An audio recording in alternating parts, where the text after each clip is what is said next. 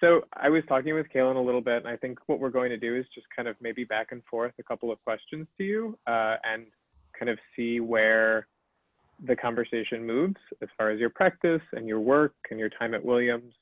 And I thought perhaps the best way to start would be really granularly with the work that you were kind of presenting this spring and thinking through, and how maybe in really concrete terms your process developed and you moved from medium, from working with your drawing practice to working digitally to kind of the research element to the execution.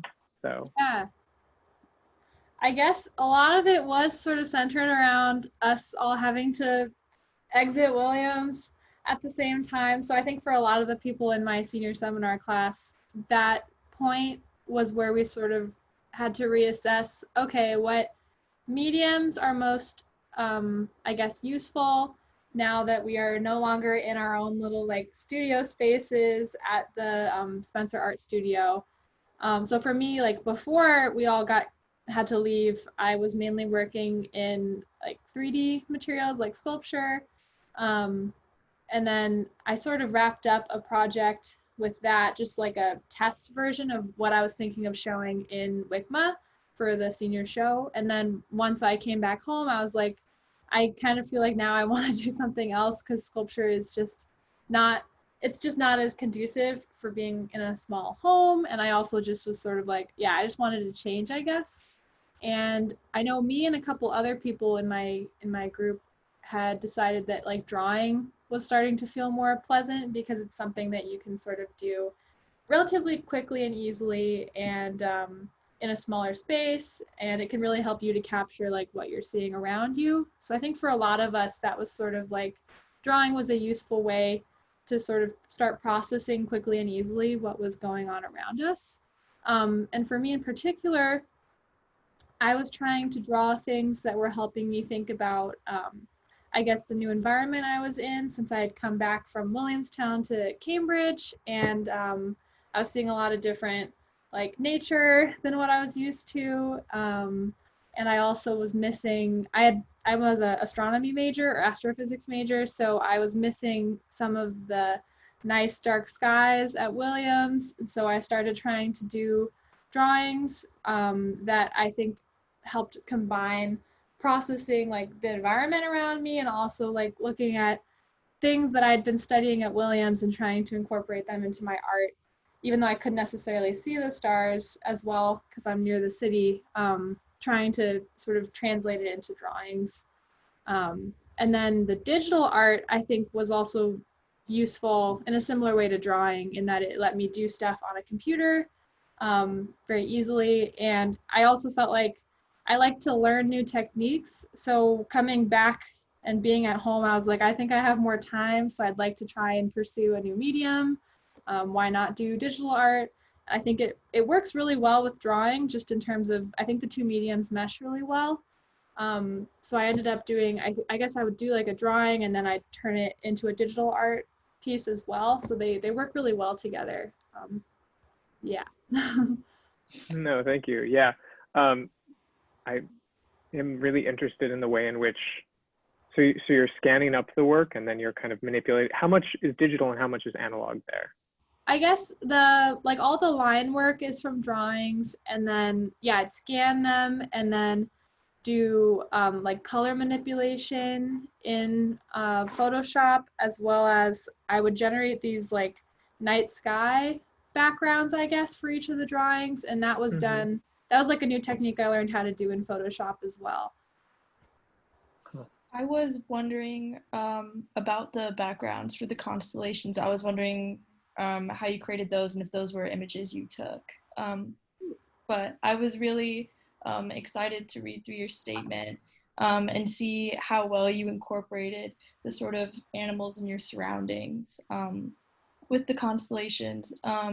And I especially liked what you said about there being a sort of reverence with the animals. And I was wondering if you could speak more about that and how you decided to incorporate your new environment with what you were interested in at Williams. Yeah, I think it was funny because I guess I thought I would have seen less nature when I was home compared to Williams, because Williams is so isolated. But for some reason, there's more nature here because I live next to like a little forest. So I guess it's just like concentrated nature. But yeah, I guess for me, it was like I felt like these creatures I was seeing, and also like plants. I don't think I really did any plant constellations, but that could be like a whole other series. Just like seeing things, plants and animals growing in this like forest space was really helpful for me because I could see them and like, yes, they're not something you'd normally notice that much if you're just going about your day. But I think partially as a result of the pandemic, a lot of like thoughts in my head were sort of pushed off to the side, and I was just like trying to like appreciate what was directly around me because I didn't have to deal with as much other stuff going on. So it helped me like focus, I guess, to walk around the forest and just see these things in their natural environment and appreciate them for what they were instead of, yeah, thinking about all the other stuff that normal life involves. I think the pandemic really helped to like reassess that. So I guess that's a positive from it. Yeah. That sounds nice. I saw some of your sketches included in your file, and I was wondering what your research was. You were just talking about how you would walk through the forest and just observe plants and animals, and it was relaxing for you. And I was wondering if you did. I was also wondering, like, specifically how you chose which different, like, starlights, like the red or the blue for each animal. Oh, like the color choices? Yeah, yeah. Yeah, because they weren't always, I think the colors didn't always match up to what they looked like in real life. It was sort of, I guess it was sort of a randomized process. I mean, in Photoshop, I would literally just like go through random color generation sequences until I found ones that felt suitable. I guess it was sort of in my mind, like matching the personalities of the animals, which is weird because like personality is sort of like a human thing, but I don't know, when I'm watching things, like I would randomly just see things in the forest and like watch them for a little bit, and I definitely sort of started anthropomorphizing them. So there was like an aspect of that. I guess also in when I was like arranging the constellations, thinking about how to arrange them and like what pose to draw things in also had sort of like an anthropomorphic thing in my head. But at the same time, I think watching all these things, part of the reason for my like reverence of them was to see how different they are from humans. Like there's like a wall that we can't really like completely understand other creatures or like plants even more. So that was also really interesting for me, was to like try and depict these things without really being able to fully access them. They're like their own interesting world, and I can only like observe. So yeah, it was really interesting process. That's great. Yeah. Calen is already, and I think you were just kind of pointing towards this, and Calen brought up your statement. And one of the things I like in your statement is relating known to unknown, either kind of variables or applying, as you were kind of saying, a psychology to something that might not otherwise share in that, and recognizing both the limits but also the extensions that one can reach if you focus on things like that. And so one of the things I thought was really interesting is your work shows a process of kind of moving between those two. You ascribe to the kind of linear star maps you kind of put on these sheets, on these notes that Calen referred to. You're using kind of Greek script to assign meaning there. You've got the Latin name, and there's moving between different languages of meaning. And I wanted to kind of talk about why you like kind of showing that in the work, why that is a kind of form of illustration that you're interested in, and kind of like showing the knowledge there, the production. I think it has, like, I still don't fully know exactly what I was doing, but I think one way that I've sort of understood it is like humans try to understand things around them through, writing things down and studying. And I think we try to understand things as a way to feel like we're more in control or connected to the stuff around us. So pulling from various like historical references to how we've cataloged knowledge, I think goes back to that like desire to understand better, to feel more comfortable in the world. But at the same time, yeah, all our attempts to understand things from various, writing and studying are still not going to be able to fully access the world around us. There's always stuff that's going to be mysterious or unknown. And I guess that's a connection between, I think I talked about this in my statement a little bit, but that's also a connection between like looking up at the stars, which are just like this gigantic, inconceivable, vast space with stuff and physics going on in it that we don't fully understand. But at the same time, we've also used stars to connect with each other and the environment around us. I think the same is true for like the plants and animals that we're familiar with. All of it's like connected to us and we try to understand it better. And then at the same time, there's this like sense of awe because we can't fully understand it no matter how hard we try. So it's like a balance. Talking about that balance between trying to catalog and organize and also there being inevitable uncertainty that definitely ties into possibly the future of your creating during this pandemic. And now that you've sort of gone into drawing from transitioning from mostly doing sculpture, I was wondering how you envision future projects, if you have any, and how you feel about grappling with further what you've already been working with, which is sort of that struggle between those two concepts we were talking about. That's a really good question. So I guess the most immediate thing that's happening is I'm starting a job in astronomy research. And one of the big things that I think I'm going to be doing is producing visualizations of data for the research group I'm working with.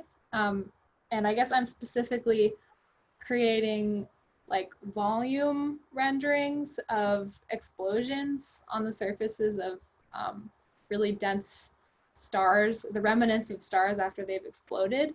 So that's just an example, I think, of the direction I want to go in. I think I want to do something that where I can have both science and art, like always if I can. And so to make a career out of that, I think one avenue that makes a lot of sense would be to do scientific illustration. And for astronomy, that's actually really helpful because a lot of the stuff we do has really like strong visual aspects. And yeah, so I think there's a lot that I can do with that, and it could be really helpful because I have the artistic background. I think I'll be able to help translate science that's been done in ways that can be more accessible to people and like encourage, interest in the field. And I guess also for myself, it can be useful to create like visualizations of scientific concepts just for my own understanding. It can help me to like process things in different ways. So I think it's a really good career path so far. I'm surprised, like I think earlier when I picked my majors even, I'm not sure I knew exactly how I was going to combine them like as a life trajectory, but now I'm like thinking, at least for the near future, yeah, visualizing science makes a lot of sense. So I hope I can keep doing that. Definitely. My friend Jaden is also an astronomy and studio art major. Yeah. And, yeah, they've had a lot of ideas about how they're going to incorporate that into what they want to do in the future. And one of their plans is to maybe have sort of like a cartoon or TV show for children that explains like the universe and astronomy and our galaxy and things like that. But I was just wondering if you had any advice for like up and coming studio art majors or any emerging artists, and how you've gone about your practice, making connections, anything like that. I guess my biggest advice, and I've definitely I'm so glad Jaden's doing both. And I think there's a couple, I don't know, I feel like I've met multiple people at Williams, like underclassmen that are really trying to do astrophysics or astronomy and studio art. Mm-hmm. It's so funny because like when I got there, I didn't know anyone else doing that. And now it's like, whoa. So I love it when people do like really disparate majors with art. I think it's great. I guess I would encourage more of that. I think it's really nice when people can bring some sort of like outside specialization into studio art, because then you have like a whole other wealth of topics to pull from in your practice. And even within the field of studio art, I think it's great to like experiment with different mediums and combine them in different ways. I feel like we don't really have a lot of classes right now in the studio art major that let you do that, like experiment with different mediums until until you're at upper level where you could just kind of do whatever you want. So I think it's really nice when people are able to like combine different mediums. I know for me, like when I was an underclassman, the easiest way for me to do that was if I was taking multiple art classes at the same time. Then I was like naturally learning multiple mediums, so it made it easier to combine things, I guess. So yeah, I think that's my main advice, is that it's really helpful to bring in multiple topics and fields, even if they don't seem connected, because it really can be sources of inspiration for art projects. Awesome. Thank you so much. Yeah, thank you. Thank you for doing this with us. I'm glad I could talk about it. It's been like a little while since I talked about art because I haven't had any more classes, so I have to like get back into it. How does it feel? No, Calen, you go ahead. Oh, I was just gonna say, how does it feel to be sort of back in the art mindset? Like, is it nice? Yeah, it's nice. I actually just recently, I started doing like a doodle group with a couple friends. So I've started slowly getting back to just like doodling. There was like a couple months where I wasn't really doing anything because I think after the senior seminar ended, I was just like exhausted. But yeah, it's really like therapeutic, I guess, to get back into drawing and talking about art. Which is why I like want to try really hard to maintain it in my life if I can, because I know I'm better off for it, even if it's like effort to keep it going. It's worth it. Mm-hmm. Great. I think that's just about 20 minutes. Oh, cool. Well, That was fast. Yes. Not sure if. Anyway, thank you so much. This was really, really interesting to hear more about your work and talk about it a bit. I think we could talk forever about the colors that you deploy and use. Yeah. And also the language you use around like star.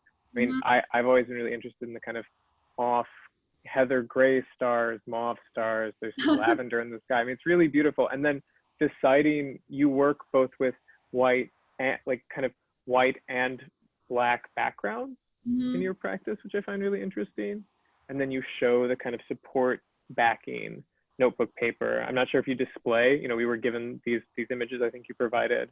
I'm also really interested in how you show that support medium, the kind of like matrix behind it.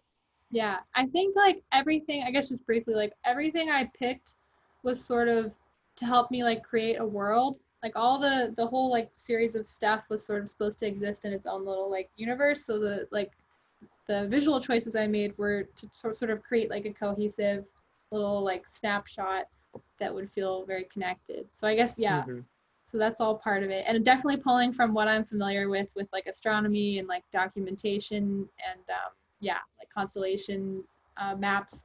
So it has like a whole vocabulary behind it of stuff like other people have already been doing. Yeah. Thank you.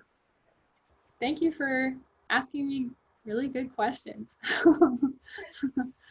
Thank you for sharing with us. I was excited to hear from you, especially after looking at your constellation series. I really enjoyed it. Yeah, I agree with what Jonathan said.